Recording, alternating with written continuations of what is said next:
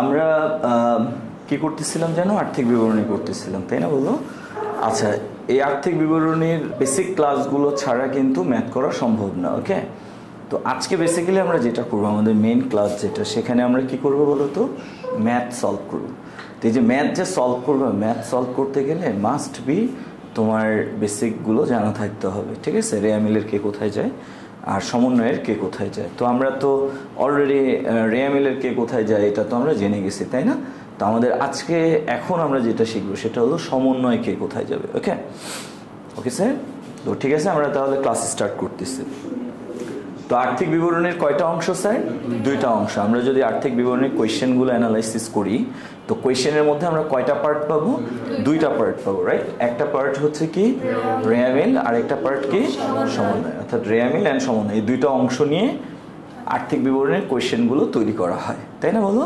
তো আলহামদুলিল্লাহ আমরা রেয়া মিলের অংশটা খুব ভালো করে কভার করেছি, রাইট? যে রেয়া মিলের আয়, ব্যয়, সম্পদ, দায়, মালিকানা সত্ত্ব এরা কে কোথায় যাবে, এগুলো আমরা খুব ভালো করেই এখন জানি। রেয়া মিলের আয় এবং ব্যয়গুলোকে আমরা কোথায় বসাবো যেন? আয় বিবরণীতে। ওকে, সেখান থেকে কি পাবো বলো তো? ব্যবসায়ের মুনাফা বা ক্ষতি পেয়ে যাব। এগুলোকে আমরা এক কথায় কি যেন বলি? আর্থিক ফলাফল বলি। ওকে, আচ্ছা, আর রেয়া মিলের সম্পদ, দায়, মালিকানা সত্ত্ব এগুলোকে ধরে আমরা কোথায় যেন বসাবো?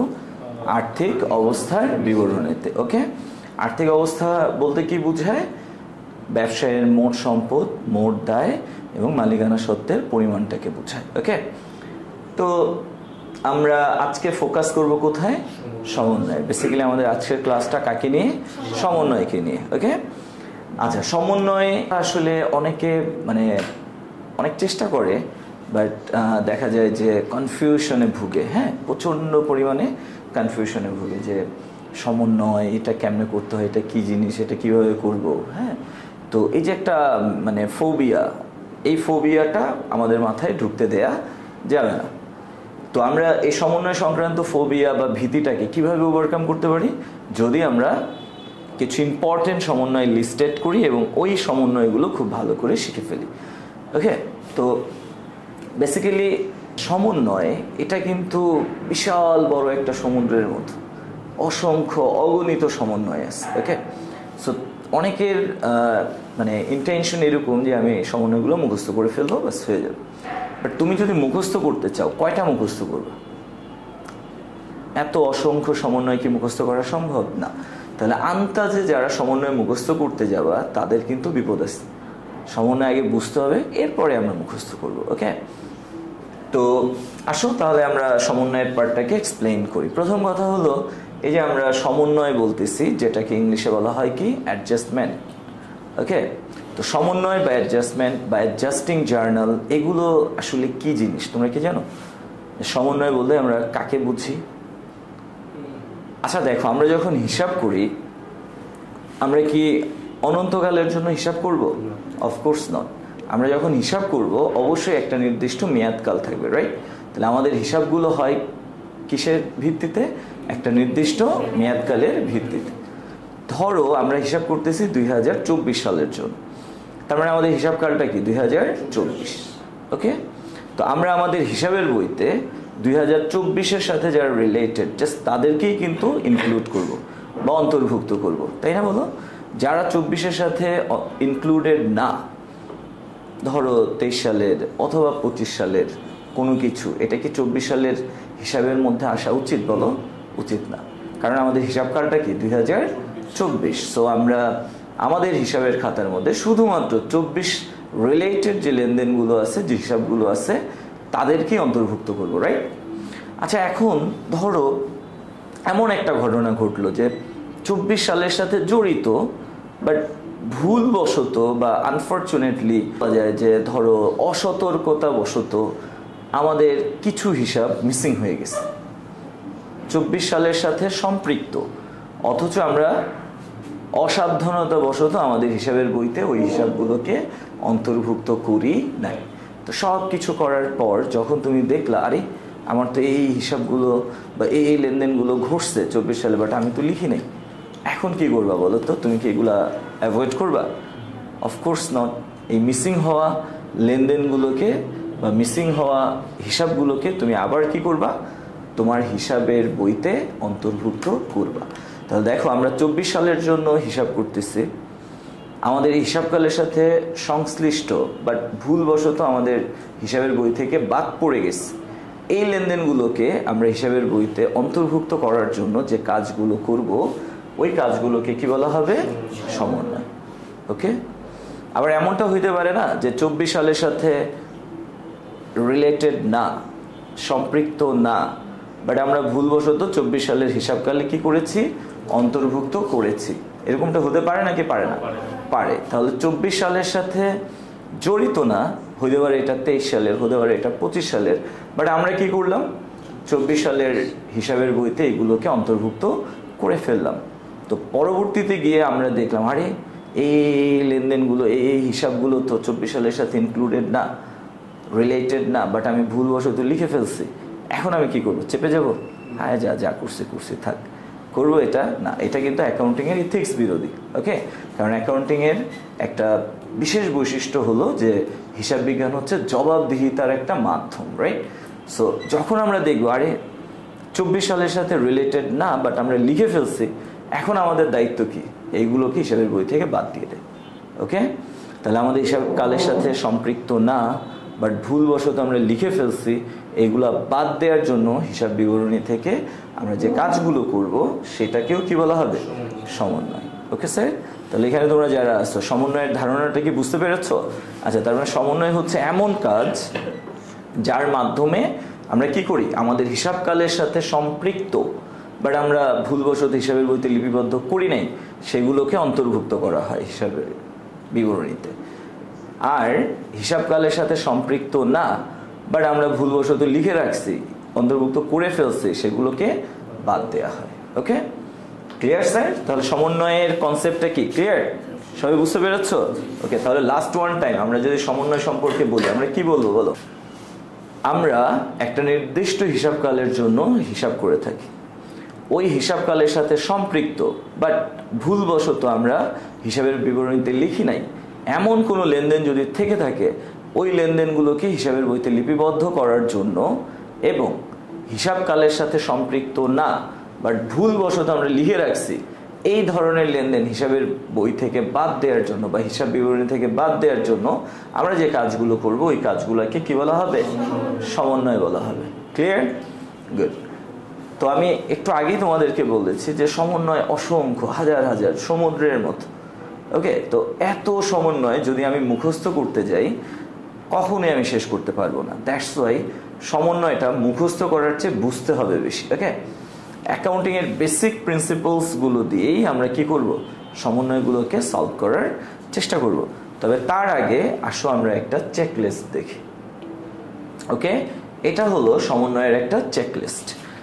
এই জায়গাটায় আমরা মানে কি কি সমন্বয় নিয়ে আলোচনা করব তার একটা লিস্ট করেছি। ওকে স্যার, এখানে আমি যেই লিস্টটা তৈরি করেছি এইগুলো হচ্ছে খুবই কমন, অনেক বেশি আসে এই টাইপের সমন্বয়। ওকে, তোমরা যদি তোমাদের বোর্ড বই অথবা তোমাদের প্রিভিয়াস বোর্ড কোয়েশ্চেনগুলোকে অ্যানালাইসিস করো, অথবা তুমি যদি কলেজের কোয়েশ্চেনগুলো বা টেস্ট কোয়েশ্চেনগুলো যদি অ্যানালাইসিস করো, দেখবা এই সমন্বয়গুলোই বারবার ফিরে আসতেছে কোয়েশ্চেনের মধ্যে। ওকে, দ্যাটস ওয়াই আমরা যদি এই লিস্টটা ধরে ধরে সমন্বয়গুলোকে বুঝে নিই, তাহলে আমার মনে হয় না যে তোমরা কোনোদিনও সমন্বয় নিয়ে কোনো প্রবলেমে পড়বা। ওকে, তো আমরা একটু লিস্টটা দেখি। এখানে আমরা প্রায় 10টা আইটেমের লিস্ট করেছি। ওকে, প্রথমে কি, ব্যয় সংক্রান্ত সমন্বয়, দেন আয় সংক্রান্ত সমন্বয়, দেন কুড়িন ও কুড়িন সঞ্চিতি সংক্রান্ত সমন্বয়, দেন সমাপনী মজুদ পণ্য সংক্রান্ত সমন্বয়, দেন অবচয় ও অবলোপন সংক্রান্ত সমন্বয়, তারপর ধারে ক্রয় ও ধারে বিক্রয় সংক্রান্ত সমন্বয়, ধারে ক্রয় ফেরত ও ধারে বিক্রয় ফেরত সংক্রান্ত সমন্বয়। একটু মানে এলোমেলো হয়ে গেছে। আচ্ছা, এরপরে কি স্যার, আগুনে বিনষ্ট পণ্য সংক্রান্ত সমন্বয়, দেন বিলম্বিত বিজ্ঞাপন সংক্রান্ত সমন্বয়, এন্ড দেন অব্যবহৃত মণিহারি সংক্রান্ত সমন্বয়। ওকে স্যার, তো আমরা এই চেকলিস্টটা পড়লাম। ওকে, তোমাদের কাজ হলো কি জানো, তোমাদের কাজ হলো চোখ বন্ধ করে এই চেকলিস্টটাকে মনে মনে 2-3 বার পড়া। অ্যাকচুয়ালি মানে আমি যুদ্ধে যাচ্ছি, তো কি ঘটতে পারে সেটা যদি আগে ভাগে আমি অ্যাজিউম করি এবং আমি যদি একটা মেন্টাল প্রিপারেশন নিয়ে নিই, আই থিঙ্ক যুদ্ধে গিয়ে আমি গুলি খেয়ে মরবো না, কিছুক্ষণ সার্ভাইভ করতে পারবো, রাইট? আর যদি আমি কোনো রকম প্রস্তুতি ছাড়াই যুদ্ধের ময়দানে চলে যাই, ঢাল তলোয়ার ছাড়া, হাতিয়ার ছাড়া, আই থিঙ্ক যাওয়ার সাথে সাথে আমি শুয়ে যাবো নাকি। তো যদি আমরা বলি আর্থিক বিবরণী একটা যুদ্ধ, সো আগে ভাগে আমরা কিছু প্রিপারেশন নিয়ে নিচ্ছি। ওকে, সো আর্থিক বিবরণী করতে গেলে আমি কোন কোন ধরনের সমন্বয়গুলো ফেস করতে পারি সেটার একটা পূর্ব পরিকল্পনা আমার মাথার মধ্যে থাকবে এবং একটা প্রস্তুতিও থাকবে, রাইট? আচ্ছা, তো এই চেকলিস্টটা আমরা সবসময় মনে রাখবো, হ্যাঁ, যে আমরা আর্থিক বিবরণীর কোয়েশ্চেনের মধ্যে যে যে সমন্বয়গুলো ফেস করব সেগুলো কি হতে পারে? ব্যয় সংক্রান্ত সমন্বয় হতে পারে। আর কি হতে পারে? আয় সংক্রান্ত সমন্বয় হতে পারে। আর কি হতে পারে? কুঋণ ও কুঋণ সঞ্চিতি সংক্রান্ত সমন্বয় হতে পারে। আর কি হতে পারে? সমাপনী মজুদ পণ্য সংক্রান্ত সমন্বয় হতে পারে। আর কি হতে পারে? অবচয় বা অবলোপন সংক্রান্ত সমন্বয় হতে পারে। ওকে, দেন ধারে ক্রয়, ধারে বিক্রয়, ধারে ক্রয় ফেরত, ধারে বিক্রয় ফেরত, এই ধরনের সমন্বয় হতে পারে। ওকে, দেন আগুনে বিনষ্ট পণ্য সংক্রান্ত সমন্বয় থাকতে পারে। এরপর অব্যবহৃত মণিহারি বা মণিহারি, এই টাইপের সমন্বয় থাকতে পারে। ওকে স্যার, আচ্ছা, তাহলে এই সমন্বয়গুলোই আমরা ইন ফিউচারে ফেস করব যখন আমরা আর্থিক বিবরণের ম্যাথগুলো করব। ওকে স্যার, তো চলো আমরা একটু আগাই। আচ্ছা, তো আমি এখন ব্যয় সংক্রান্ত সমন্বয়গুলো নিয়ে আলোচনা করব। ওকে স্যার, আমরা এখানে যারা আছি সবাই ব্যয় চিনি না, বলো? চিনি। তো ব্যয় খুবই কমন একটা ফ্যাক্টর, রাইট? আচ্ছা, তো স্বাভাবিকভাবেই ব্যয়কে আমরা ব্যয় বলি, রাইট? তবে ব্যয়ের কিন্তু আরও 2টা রূপ আছে। একটা হলো কি বকেয়া ব্যয়, আরেকটা হলো কি অগ্রিম ব্যয়। তো ব্যয় তো ব্যয়, বাট বকেয়া ব্যয়কে কি আমরা কখনো ব্যয় বলবো? নো, বকেয়া ব্যয়কে অলওয়েজ আমরা কি বলবো বলো তো? দায়। এই বকেয়া ব্যয়টা হচ্ছে কি স্যার? দায়। কেন? বিকজ বকেয়া ব্যয়টা হলো প্রদেয়, এটা ইন ফিউচারে উই হ্যাভ টু রিপে, আমাদেরকে পরিশোধ করতে হবে। দ্যাটস ওয়াই বকেয়া ব্যয়টা হচ্ছে প্রদেয় ব্যয়, যেটাকে আমরা দায় হিসেবে চিহ্নিত করব। ওকে, আবার ব্যয় তো ব্যয়, বাট ব্যয় যদি কখনো অগ্রিম থাকে, অগ্রিম ব্যয়কে আমরা কি ব্যয় বলবো? নো, অগ্রিম ব্যয়কে আমরা কি বলবো? সম্পদ। আচ্ছা, তাহলে আমরা স্যার কি শিখলাম এখান থেকে? এখান থেকে আমরা শিখলাম যে ব্যয়ের আরো 2টা রূপ আছে, রাইট? ব্যয় ব্যয়, বাট ব্যয় যদি বকেয়া থাকে, বকেয়া ব্যয়কে আমরা ব্যয় বলবো না, বকেয়া ব্যয়কে আমরা কি বলবো? দায়। আবার ব্যয় যদি অগ্রিম থাকে, অগ্রিম ব্যয়কে আমরা ব্যয় বলবো না, অগ্রিম ব্যয়কে আমরা কি বলবো? সম্পদ। ক্লিয়ার? এখন স্যার তোমরাই বলো, দায় এটা কোথায় যাবে? আর্থিক অবস্থার বিবরণীতে যাবে। সম্পদ এটা কোথায় যাবে? আর্থিক অবস্থার বিবরণীতে যাবে, রাইট? আচ্ছা, তো বকেয়া ব্যয় যেহেতু এটা দায়, তো বকেয়া ব্যয় যদি আমাদের রেয়া মিলে দেয়া থাকে, তাহলে বকেয়া ব্যয়টা কি আয় বিবরণীতে যাবে? নো। কোথায় যাবে? আর্থিক অবস্থার বিবরণী দায়ে যাবে। কোথায় যাবে? আর্থিক অবস্থার বিবরণী দায়ে যাবে। এখন আর্থিক অবস্থার বিবরণীতে দায় কয়টা? 2টা। একটা হলো কি দীর্ঘমেয়াদী দায়, আরেকটা কি চলতি দায়। আমরা কোন দায়ে নিব? চলতি দায়ে নিব। ওকে, আবার অগ্রিম ব্যয় এটা যদি রেয়া মিলে থাকে, তাহলে এটা কি ব্যয় আয় বিবরণীতে যাবে বলো? নো, কারণ অগ্রিম ব্যয়টা কি সম্পদ। সো এটাকে আমরা কোথায় নিব? আর্থিক অবস্থার বিবরণীর সম্পদের দিকে। কোন সম্পদে? চলতি সম্পদ। আমরা কি রেয়ামিল নিয়ে কথা বলতেছি নাকি সমন্বয় নিয়ে কথা বলতেছি? সমন্বয় নিয়ে কথা বলতেছি। আর আমরা সবাই জানি যে সমন্বয় কয় জায়গায় যায়? মিনিমাম 2 জায়গায় যায়, রাইট? আচ্ছা, তাহলে যেহেতু আমরা সমন্বয় নিয়ে কথা বলতেছি, তাহলে আসো আমরা আবার একটু রিভিউ করি। তো সমন্বয়ে যেহেতু আমরা এখন করতেছি, সো ব্যয় সংক্রান্ত সমন্বয় যদি করি, ওকে, তো ব্যয় সংক্রান্ত সমন্বয়গুলো করার ক্ষেত্রে আমরা দেখব যে ব্যয় কয় রকমের থাকবে? 2 রকমের। ওকে, ব্যয় কখনো বকেয়া আকারে থাকবে, যেটাকে আমরা কি বলবো? দায়। ব্যয় কখনো অগ্রিম আকারে থাকবে, যেটাকে আমরা বলবো সম্পদ। ওকে, তাহলে ব্যয়ের আরো 2টা রূপ আছে। কি কি স্যার? বকেয়া ব্যয়, অগ্রিম ব্যয়। বকেয়া ব্যয় হচ্ছে দায়, অগ্রিম ব্যয় হচ্ছে সম্পদ। ওকে, এবার আসো ব্যয় সংক্রান্ত সমন্বয় কয়টা? আচ্ছা, ব্যয়ের রূপ তো আমরা দেখলাম কয়টা? দুইটা, বকেয়া ব্যয়, আরেকটা কি অগ্রিম ব্যয়। এখন ব্যয় সংক্রান্ত সমন্বয় হলো তিনটা। কয়টা? তিনটা। এক, যদি সমন্বয়ের মধ্যে ব্যয় বকেয়া আকারে থাকে। ওকে। দুই, যদি সমন্বয়ের মধ্যে ব্যয় অগ্রিম আকারে থাকে। তিন, যদি অগ্রিম ব্যয় হ্রাস পায়। যদি অগ্রিম ব্যয় হ্রাস পায়। ওকে, তাহলে ব্যয় সংক্রান্ত সমন্বয় কয়টা? তিনটা। এক, ব্যয় বকেয়া থাকলে। দুই, ব্যয় অগ্রিম থাকলে। তিন, অগ্রিম ব্যয় হ্রাস পেলে। ওকে। আচ্ছা স্যার বলো তো, ব্যয় তো ব্যয়, বাট বকেয়া ব্যয়টা কি ব্যয়? নো, বকেয়া ব্যয়টা কি? দায়। তাহলে সমন্বয়ের মধ্যে আমরা যদি দেখি ব্যয় বকেয়া আকারে আছে, তাহলে বকেয়া ব্যয়টাকে আমরা কোথায় নিব? চলতি দায়ে নিব। একটা কাজ হলো। আর দ্বিতীয় কাজ কি? বকেয়া ব্যয়টা রেয়ামিলের সংশ্লিষ্ট ব্যয়ের সাথে যোগ করে দিব। Okay sir.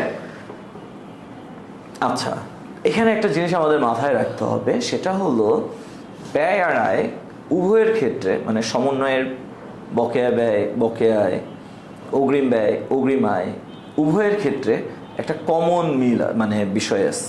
সেটা কি? আয় বা ব্যয় যদি সমন্বয়ে বকেয়া আকারে থাকে, তাহলে আমরা কি করব? সমন্বয়ের বকেয়া আয় বকেয়া ব্যয়কে রেয়ামিলের সংশ্লিষ্ট আয় বা ব্যয়ের সাথে যোগ করে দিই। সমন্বয়ে যদি ব্যয় বকেয়া থাকে, তাহলে রেয়ামিলের সেম ব্যয়ের সাথে আমরা কি করব? বকেয়া ব্যয়টাকে যোগ করে দিব। সমন্বয়ের মধ্যে যদি আয় বকেয়া আকারে থাকে, রেয়ামিলের সেম আয়টার সাথে আমরা কি করব? বকেয়া আয়টাকে যোগ করে দেব। ক্লিয়ার? আর যদি অগ্রিম আয় অগ্রিম ব্যয় দেয়া থাকে সমন্বয়ের মধ্যে, তাহলে কি হবে? সমন্বয়ের অগ্রিম ব্যয়টাকে রেয়ামিলের ব্যয় থেকে মাইনাস করে দিব। সমন্বয়ের অগ্রিম আয়টাকে রেয়ামিলের সেম আয়টা থেকে মাইনাস করে দিব। ওকে, এই বিষয়টা আমাদের মাথায় রাখতে হবে। ওকে, সমন্বয় করার ক্ষেত্রে, আয় ব্যয় সংক্রান্ত সমন্বয় করার ক্ষেত্রে আমাদের মাথার মধ্যে রাখতে হবে যে সমন্বয়ের মধ্যে যদি কোনো আয় বকেয়া আকারে থাকে বা কোনো ব্যয় বকেয়া আকারে থাকে, সেটা মাস্ট বি রেয়ামিলের আয় বা ব্যয়ের সাথে যোগ হবে। আর যদি সমন্বয়ের মধ্যে আয় বা ব্যয় অগ্রিম আকারে থাকে, মাস্ট বি সেটা রেয়ামিলের সাথে বা রেয়ামিলের আয় বা ব্যয় থেকে বিয়োগ হবে। Okay sir? ওকে, তাহলে চলো আমরা আবার এখানে যাই। তো ব্যয় সংক্রান্ত সমন্বয় কয়টা? তিনটা। প্রথম সমন্বয়টা কি? আমরা যদি দেখি সমন্বয়ের মধ্যে ব্যয় কি আকারে আছে? বকেয়া আকারে আছে। তাহলে বকেয়া ব্যয়কে তো আর আমরা ব্যয় বলবো না, বকেয়া ব্যয়কে আমরা কি বলবো? দায়। বকেয়া ব্যয়কে কি বলবো? দায়। সো বকেয়া ব্যয়টা কোথায় চলে যাবে? চলতি দায়ে যাবে। একটা কাজ হলো। এন্ড দেন যেহেতু ব্যয় বকেয়া আছে, সো আমরা সমন্বয়ের বকেয়া ব্যয়টা রেয়ামিলের সেম ব্যয়টার সাথে কি করে দিব? যোগ করে দিব। ওকে স্যার, কয়টা কাজ হলো? দুইটা। ওকে, তাহলে ব্যয় বকেয়া থাকলে এটা যেহেতু দায়, সো চলতি দায়ে যাবে, আর রেয়ামিলের সেম ব্যয়ের সাথে কি হবে? যোগ হবে। যেমন একটা এক্সাম্পল যদি দিই, বেতন ৫,০০০ টাকা বকেয়া আছে, সমন্বয়ের মধ্যে বলবো, তাহলে যে বকেয়া বেতন, এটা কি ব্যয় না বকেয়া ব্যয়? সো এটা চলতি দায়ে যাবে, বকেয়া বেতন ৫,০০০, আর রেয়ামিলের মধ্যে যে বেতন আছে ওই বেতনের সাথে বকেয়া বেতন ৫,০০০ কি হবে? যোগ হবে। Okay sir. আচ্ছা, তাহলে বকেয়া ব্যয় নিয়ে আর কোনো কনফিউশন নাই। ওকে, এবার আসো আমরা পরেরটায় চলে যাই। যদি আমরা দেখি সমন্বয়ের মধ্যে ব্যয় অগ্রিম আছে, কি আছে? ব্যয় অগ্রিম আছে। তো সমন্বয়ের মধ্যে ব্যয় অগ্রিম থাকলে এই অগ্রিম ব্যয়কে আমরা কি ব্যয় বলবো? নো, অগ্রিম ব্যয়কে আমরা কি বলবো? সম্পদ। সো অগ্রিম ব্যয়কে আমরা কোথায় নিয়ে যাব? চলতি সম্পদে নিয়ে যাব। এন্ড দেন যেহেতু এটা অগ্রিম, আর অগ্রিমের নিয়ম কি? রেয়ামিলের সেম ব্যয়টা থেকে মাইনাস হবে। ওকে, তাহলে ব্যয় যদি অগ্রিম থাকে সমন্বয়ে, তো অগ্রিম ব্যয়টাকে আমরা এট ফার্স্ট চলতি সম্পদে নিয়ে যাব, এন্ড দেন রেয়ামিলের সেম ব্যয়টা থেকে আমরা মাইনাস করে দিই। যেমন ধরো যদি বলা হয় ভাড়া ১০,০০০ টাকা অগ্রিম প্রদান করা হয়েছে, বা অগ্রিম ভাড়ার পরিমাণ ১০,০০০ টাকা, সমন্বয়ের মধ্যে বলবো, তাহলে বলো তো অগ্রিম ভাড়া এটা কি ব্যয়? নো, এটা অগ্রিম ব্যয়। আর অগ্রিম ব্যয়কে আমরা কি বলবো? সম্পদ বলবো। সো অগ্রিম ভাড়া ১০,০০০ এট ফার্স্ট কোথায় যাবে? চলতি সম্পদে যাবে। এন্ড দেন রেয়ামিলের মধ্যে যে ভাড়া আছে ওই ভাড়া থেকে সমন্বয়ের অগ্রিম ভাড়া ১০,০০০ কি হবে? মাইনাস হয়ে যাবে। Okay sir. আচ্ছা, এবার আসো আমরা ৩ নম্বর সমন্বয়ে যাই। ব্যয় সংক্রান্ত সমন্বয়ের লাস্ট সমন্বয় হলো কি? অগ্রিম ব্যয় হ্রাস পেলে। অগ্রিম ব্যয় হ্রাস পেলে। Okay sir. স্যার দেখো অগ্রিম ব্যয় হ্রাস পেল, এইটাকে আমরা অন্য আরেকটা ভাবে বলতে পারি, সেটা হলো অগ্রিম ব্যয়ের মেয়াদ পূর্তি হলো বা মেয়াদ উত্তীর্ণ হলো। ওকে, তাহলে অগ্রিম ব্যয় হ্রাস পাওয়া, অগ্রিম ব্যয় কমে যাওয়া, অগ্রিম ব্যয়ের মেয়াদ উত্তীর্ণ হওয়া, সবগুলো কথাই কি সেম, সবগুলো কথাই সেম। স্যার অগ্রিম ব্যয় যদি হ্রাস পায় তাহলে কি হবে জানো? ব্যয় বেড়ে যাবে। অগ্রিম ব্যয় হ্রাস পেলে কি হবে? ব্যয় বেড়ে যাবে। যেমন ধরো অগ্রিম ভাড়া হ্রাস পেল, তো অগ্রিম ভাড়া যদি হ্রাস পায় তাহলে ভাড়া নামক ব্যয়টা কি হবে? বেড়ে যাবে, আর অগ্রিম ভাড়া নামক সম্পদটা কমে যাবে। তাহলে সমন্বয়ের মধ্যে যদি কোনো একটা অগ্রিম ব্যয় হ্রাস পাওয়ার কথা বলে তাহলে আমরা সেম ব্যয়টাকে বাড়িয়ে দিব আর সেম অগ্রিম ব্যয়টাকে কমিয়ে দিব। ওকে, তাহলে অগ্রিম ব্যয় হ্রাস পেলে রেয়া মিলের অগ্রিম ব্যয়টা কি হবে? কমে যাবে, অর্থাৎ রেয়া মিলের অগ্রিম ব্যয় থেকে আমরা মাইনাস করে দিব আর রেয়া মিলের সেম ব্যয়টাকে আমরা বাড়িয়ে দিব। Okay sir. আচ্ছা আমি যদি একটা এক্সাম্পল দিই, কিরকম হতে পারে এটা? ধরো বললো অগ্রিম বিমা 1200 টাকা হ্রাস পেল, বা অগ্রিম বিমার মেয়াদ পূর্তি হলো 1200 টাকা, বা অগ্রিম বিমা 1200 টাকা মেয়াদ উত্তীর্ণ হলো। ওকে, সবগুলো কথাই সেম, এটা সমন্বয়ের কথা। তাহলে অগ্রিম বিমা এটা কি ব্যয় না অগ্রিম ব্যয়? তো অগ্রিম বিমা হ্রাস পেল 1200 টাকা, তাহলে এই যে 1200 টাকা, এই 1200 টাকাকে আমরা কি করব? রেয়া মিলের অগ্রিম বিমা থেকে মাইনাস করে দেব আর রেয়া মিলের বিমা খরচের সাথে প্লাস করে দেব। বুঝতে পেরেছো সবাই? তাহলে যদি কোনো একটা অগ্রিম ব্যয় হ্রাস পায়, রেয়া মিলের সেম অগ্রিম ব্যয়টা আমরা কমিয়ে দিব, রেয়া মিলের সেম ব্যয়টাকে আমরা বাড়িয়ে দিব। Okay sir, clear? আচ্ছা কোনো ডাউট এটা নিয়ে? নো। তাহলে আমরা বুঝতে পারলাম ব্যয় এটা একটা বহুরূপী জিনিস, রাইট? এটার কয়টা রূপ আছে?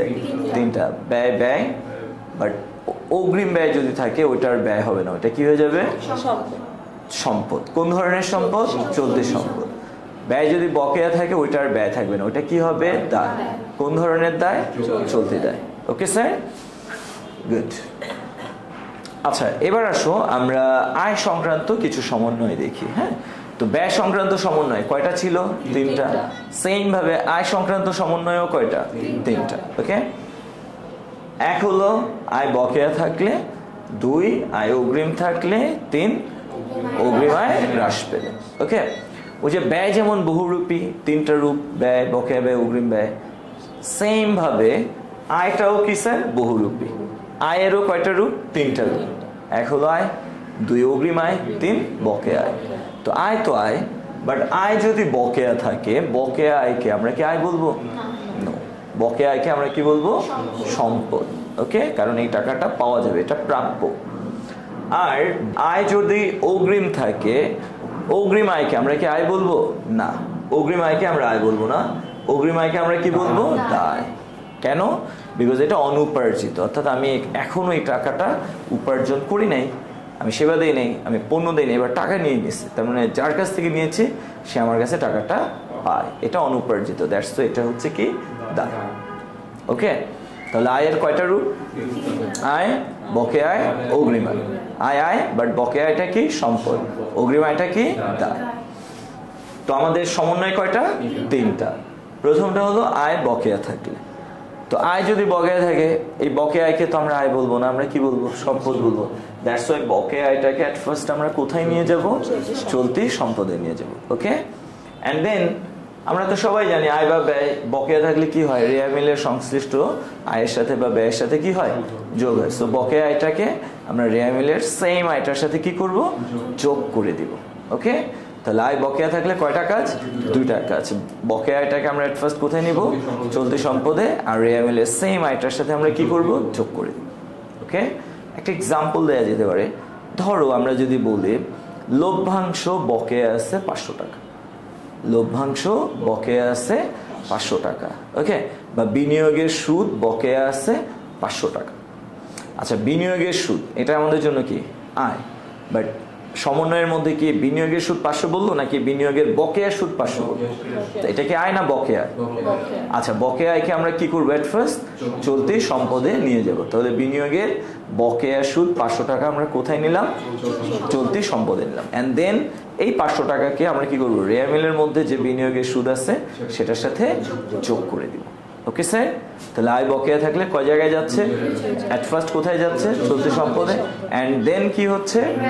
রেয়া মিলের সিমিলার আইটার সাথে কি হচ্ছে? সেম আইটার সাথে কি হচ্ছে? যোগ হচ্ছে। ওকে, এখানে ওই দুটা কথাই বলা হয়েছে। ওকে, আচ্ছা এবার দেখো দ্বিতীয় সমন্বয় আয় সংক্রান্ত, আয় অগ্রিম থাকলে। দ্বিতীয় সমন্বয়টা কি? আয় অগ্রিম থাকলে। আচ্ছা, অগ্রিম আয়, এই অগ্রিম আয়কে আমরা আরেকটা নামে রাখতে পারি, সেটা কি স্যার? অনুপার্জিত আয়। অগ্রিম আয়ের আরেকটা নাম কি? অনুপার্জিত আয়। আচ্ছা, তোমরা কি জানো অনুপার্জিত কথাটার মানে কি? অনুপার্জিত মানে হলো এখনো আমি উপার্জন করি নাই। ওকে, তাহলে অনুপার্জিত আয় মানে হলো আমি আয়টা এখন উপার্জন করি নাই, বাট টাকাটা নিয়ে নিস। দ্যাটস ওয়াই এটা আমাদের জন্য কি? দায়। ধরো আমি বললাম যে আমি তোমাকে 2 মাস পড়াবো, দ্যাটস ওয়াই আমাকে 20,000 টাকা দিতে হবে। তো তুমি রাজি হলো, ওকে স্যার আমাকে পড়ান। আমি বললাম এখনই আমাকে টাকাটা দিয়ে দাও। তো তোমার আব্বু আম্মু ধরো খুবই রিচ, আমাকে 20,000 টাকা দিয়ে দিল।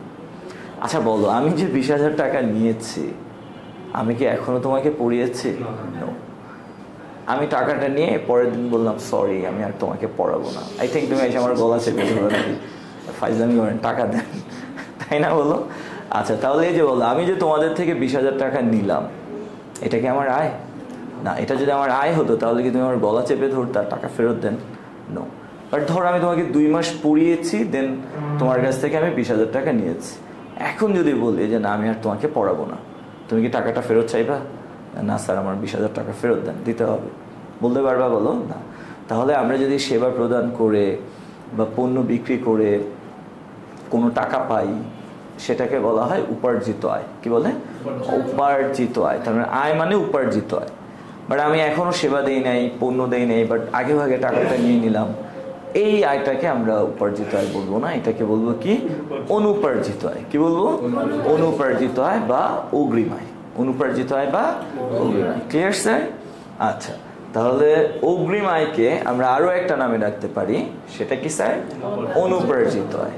ওকে, তো যদি আয় অগ্রিম থাকে, অগ্রিম আয়কে বা অনুপার্জিত আয়কে আমরা কি আয় বলবো?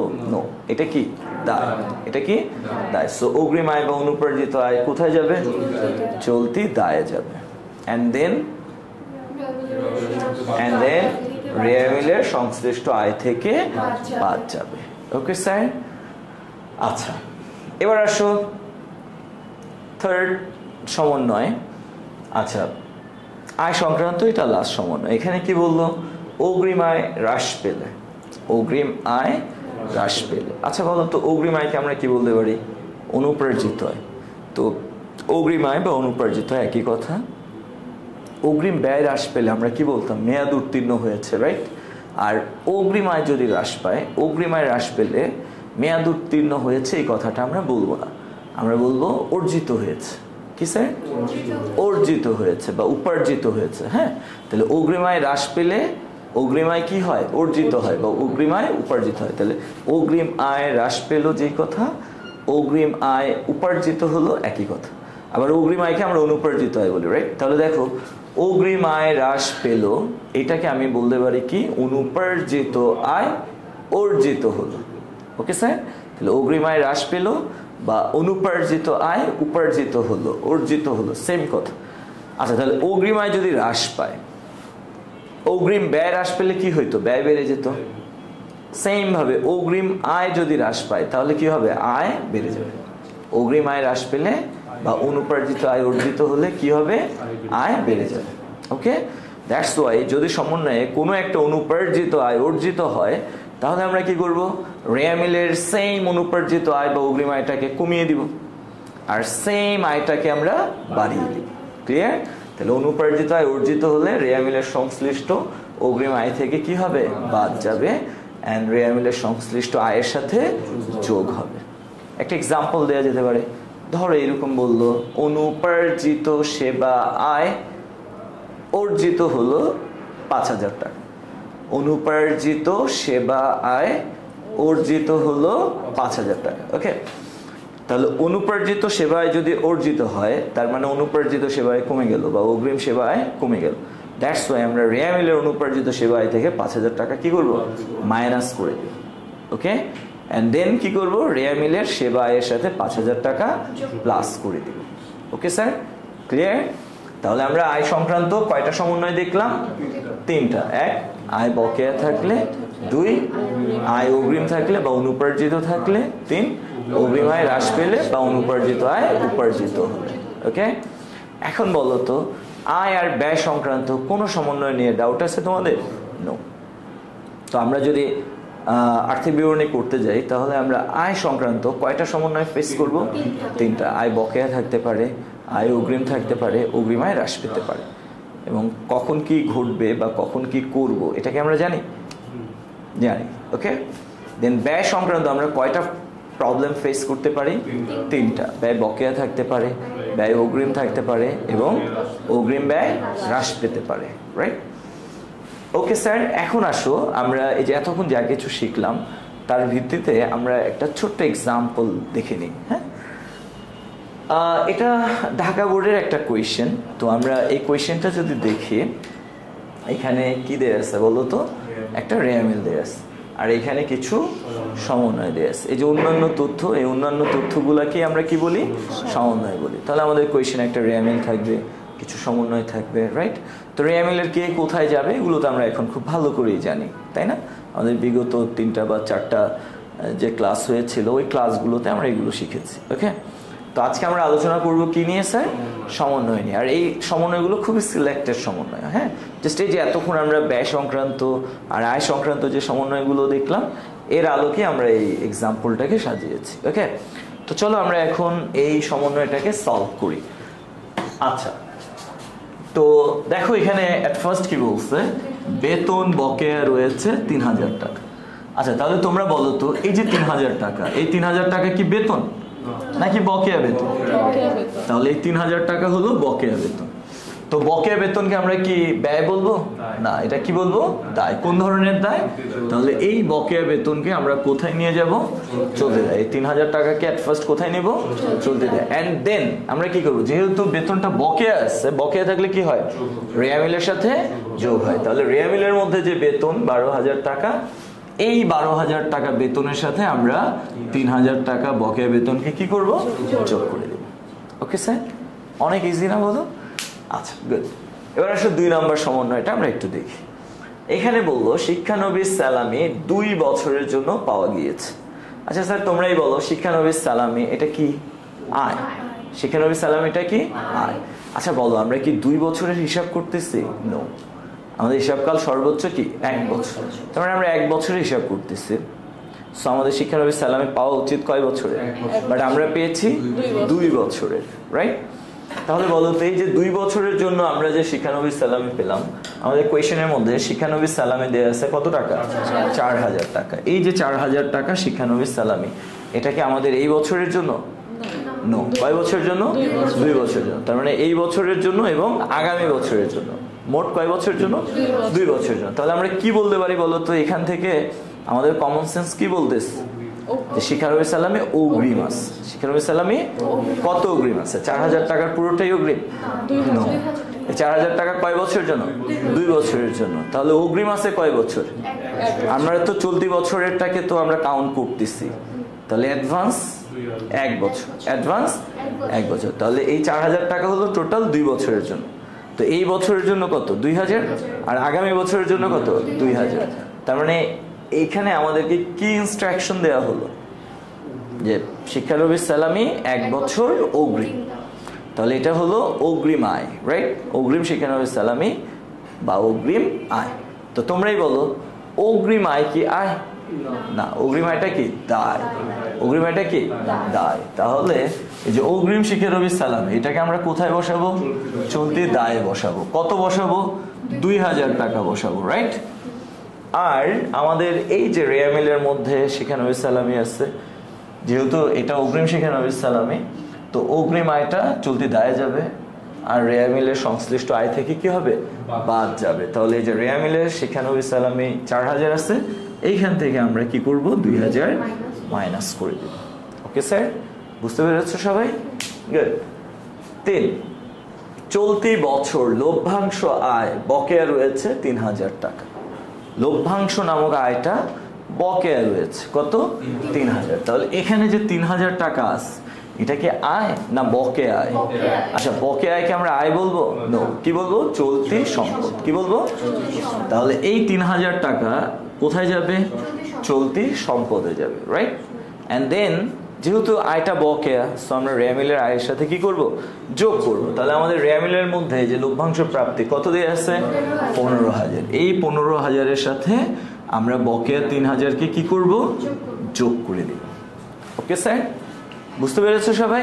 গুড। ভাড়া খরচের 5000 টাকা পরবর্তী বছরের জন্য। ওকে, আমাদের রেয়া মিলের মধ্যে ভাড়া খরচ যা দেয়া আছে তার 5000 টাকা নেক্সট ইয়ারের জন্য। তাহলে পরবর্তী বছরের খরচটাকে আমরা এই বছর কি বলবো? ব্যয়, বকেয়া ব্যয় নাকি অগ্রিম ব্যয়? অগ্রিম ব্যয়। গুড। তাহলে এই 5000 টাকা কি ভাড়া খরচ নাকি অগ্রিম ভাড়া? অগ্রিম ভাড়া। ওকে, তাহলে এই 5000 টাকা হলো অগ্রিম ভাড়া। তাহলে অগ্রিম ভাড়াটা কি ব্যয় নাকি অগ্রিম ব্যয়? আর অগ্রিম ব্যয়কে আমরা কোথায় নিব যেন? চলতি সম্পদে নিব। কোথায় নিব? চলতি সম্পদে নিব। আর ব্যয় অগ্রিম থাকলে কি হয়? রেয়া মিলের সংশ্লিষ্ট ব্যয় থেকে মাইনাস হয়। তাহলে রেয়া মিলের মধ্যে ভাড়া খরচ দেয়া আছে, কত দেয়া আছে? 21000। আমরা এই 21000 থেকে 5000 কি করব? মাইনাস করে দিব। ওকে স্যার, বুঝতে পেরেছো সবাই? গুড। এরপরে আসো 5, প্রতি মাসে বীমা খরচ অতিক্রান্ত হয়েছে 1000 টাকা। এই যে অতিক্রান্ত হয়ে যাওয়া বা মেয়াদ উত্তীর্ণ হয়ে যাওয়া, এটা কার ক্ষেত্রে প্রযোজ্য বলো তো? অগ্রিম ব্যয়ের ক্ষেত্রে প্রযোজ্য। কার ক্ষেত্রে? অগ্রিম ব্যয়ের ক্ষেত্রে। আচ্ছা, আমরা 1 মাসের অঙ্ক করতেছি? নো, আমরা হিসাব করতেছি 1 বছরের, দ্যাট মিন্স 12 মাসের, রাইট? আচ্ছা, তাহলে প্রতি মাসে বীমা খরচ অতিক্রান্ত হয়েছে বা মেয়াদ উত্তীর্ণ হয়েছে 1000 টাকা। তার মানে 12 মাসে টোটাল 12000 টাকা বীমা খরচ হয়েছে, রাইট? আচ্ছা, তাহলে দেখো, যদি এখানে বীমা খরচ বলছে, বাট এখানে কিন্তু অগ্রিম বীমা বলা উচিত ছিল, কারণ মেয়াদ উত্তীর্ণ হয় বা অতিক্রান্ত হয় কি? অগ্রিম ব্যয়, তাই না? কোনো খরচ তো আর মেয়াদ উত্তীর্ণ হয় না। অগ্রিম খরচটা কি হয়? মেয়াদ উত্তীর্ণ হয়। তো এখানে আমরা বীমা বলতে অগ্রিম বীমাকে বোঝাচ্ছি। তাহলে অগ্রিম বীমা প্রতি মাসে 1000 টাকা করে যদি হ্রাস পায়, 12 মাসে কত টাকা হ্রাস পেয়েছে? 12000। এই 12000 টাকা কি হয়ে গেছে? ব্যয় হয়ে গেছে। কি হয়ে গেছে? ব্যয়। তাহলে অগ্রিম ব্যয় যদি হ্রাস পায় সেটা কি হয়ে যায়? ব্যয় হয়ে যায়। আমি আবারও তোমাদেরকে বলি, এখানে ইচ্ছাকৃতভাবে হয়তো একটা ভুল করা হয়েছে, যে এখানে বীমা খরচ কথাটা বলা হয়েছে, বাট অ্যাকচুয়ালি এখানে কি বলা উচিত ছিল? অগ্রিম বীমা। কারণ বীমা খরচের মেয়াদ উত্তীর্ণ হয় না কখনো, বা বীমা খরচ কখনো অতিক্রান্ত হয় না। অতিক্রান্ত হয় অগ্রিম বীমা। কি হয়? অগ্রিম বীমা। তার মানে কথাটা হলো এরকম, প্রতি মাসে অগ্রিম বীমা অতিক্রান্ত হয়েছে 1000 টাকা। তাহলে অগ্রিম বীমা যদি অতিক্রান্ত হয়, তাহলে অগ্রিম বীমা কি আর অগ্রিম থাকবে না কমে যাবে? তাহলে অগ্রিম বীমা কি ব্যয় না অগ্রিম ব্যয়? অগ্রিম ব্যয় যদি অতিক্রান্ত হয়, মেয়াদ উত্তীর্ণ হয়, কমে যায়, তাহলে ওইটা কি আর অগ্রিম থাকবে? নো, ওইটা কি হয়ে যাবে? ব্যয় হয়ে যাবে। কি হয়ে যাবে? ব্যয় হয়ে যাবে। তাহলে কত টাকা এখানে ব্যয় হয়েছে? 1000 হলো 1 মাসের জন্য। তাহলে 12 মাসের জন্য কত? 12000। তাহলে আমরা কি করব? এই যে 12000 টাকা অগ্রিম বীমার মেয়াদ উত্তীর্ণ হলো, এই কারণে আমরা রেয়া মিলের অগ্রিম বীমা থেকে 12000 টাকা কি করব? মাইনাস করে দেব। তাহলে অগ্রিম বীমা প্রতি মাসে 1000 করে 12 মাসে টোটাল 12000 টাকা হ্রাস পেয়েছে। সো আমরা রেয়া মিলের অগ্রিম বীমা থেকে 12000 টাকাকে মাইনাস করে দিব, বাদ দিয়ে দিব। ওকে, আর রেয়া মিলের মধ্যে যে বীমা খরচ আছে, ওই বীমা খরচটাকে আমরা বাড়িয়ে দিব। তো আমাদের এখানে রেয়া মিলের মধ্যে বীমা খরচ আছে? নাই। আচ্ছা, যদি না থাকে তাহলে আমরা এই যে 1000 গুণ 12 ইকুয়াল 12000, এটাকে ধরে পরিচালন ব্যয় বসিয়ে দেব। কোথায় বসিয়ে দেব? পরিচালন ব্যয়ে বসিয়ে দেব। বুঝো নাই না? আচ্ছা, আমি আবার বলি। আচ্ছা, এটা কি বীমা না অগ্রিম বীমা? তাহলে অগ্রিম বীমা অতিক্রান্ত হলে কি হবে? অগ্রিম বীমাটা কি আর অগ্রিম বীমা থাকবে না বীমা খরচ হয়ে যাবে? বীমা খরচ হয়ে যাবে। তাহলে বীমা খরচ কত? 12,000। সো এটা আমরা কোথায় বসাবো? পরিচালন ব্যয়। যদি রেয়া মিলে বীমা খরচ থাকে রেয়া মিলের বীমা খরচের সাথে আমরা যোগ করি। রেয়া মিলে তো নাই, যোগ তো করা যাবে না। তাহলে এই 12,000কে আলাদা করে আমরা কি করব? পরিচালন ব্যয়ে বীমা খরচ নামে বসিয়ে দিব। একটা কাজ হলো। আচ্ছা, অগ্রিম বীমা অতিক্রান্ত হয়েছে, তাহলে বলো তো রেয়া মিলের অগ্রিম বীমা কি আর আগের মতো আছে না কমে গেছে? সো রেয়া মিলের অগ্রিম বীমা থেকে আমরা এই 12,000 টাকা কি করব? মাইনাস করব। ওকে স্যার, বুঝতে পেরেছো? গুড। 6, অনুপার্জিত সেবা আয়ের 5,000 টাকা উপার্জিত হয়েছে। অনুপার্জিত সেবা আয় অর্থাৎ অগ্রিম সেবা আয় উপার্জিত হয়েছে মানে কি? কমে গেছে। তাহলে অগ্রিম সেবায় কমে গেছে বা অনুপার্জিত সেবায় কমে গেছে। তাহলে অনুপার্জিত সেবায় কমে গেলে বা উপার্জিত হলে কি হবে বলো? রেয়া মিলের অনুপার্জিত সেবায় কি আর আগের মতো থাকবে? নো। সো আমরা কি করব? রেয়া মিলের অনুপার্জিত সেবায় কত? এই যে 20,000, এই 20,000 থেকে আমরা মাইনাস করে দিব কত? 5,000 টাকা, তাই না বলো? তাহলে অনুপার্জিত সেবায় কত টাকা? 20,000। এখান থেকে আমরা কি করব? 5,000 মাইনাস করব। আর কি যেন করব? সেবা এটাকে বাড়িয়ে দিব। তাহলে আমাদের রেয়া মিলের মধ্যে সেবায় কত দেয়া আছে? 80,000। এই 80,000-এর সাথে 5,000 কি করব? যোগ করে দিব। বুঝা গেল? আচ্ছা, তাহলে অনুপার্জিত সেবা আয় বা অগ্রিম সেবা আয় 5,000 টাকা উপার্জিত হয়েছে বা 5,000 টাকা হ্রাস পেয়েছে। তো অনুপার্জিত সেবায় হ্রাস পাওয়ার কারণে রেয়া মিলের মধ্যে যে অনুপার্জিত সেবা আয় আছে সেটা আমরা কমিয়ে দেব, আর রেয়া মিলের মধ্যে যে সেবা আয় আছে সেটাকে আমরা বাড়িয়ে দেব। Okay sir, good. And last one, সেবা প্রদান করা হয়েছে। আমরা সেবা দিয়েছি কিন্তু টাকা পাওয়া যায় নাই। কত? 20,000। আমরা সেবা দিয়েছি তার মানে আয় হয়েছে, বাট টাকাটা আমরা এখনো পাইনি। তার মানে এটা কি আয় না বকেয়া?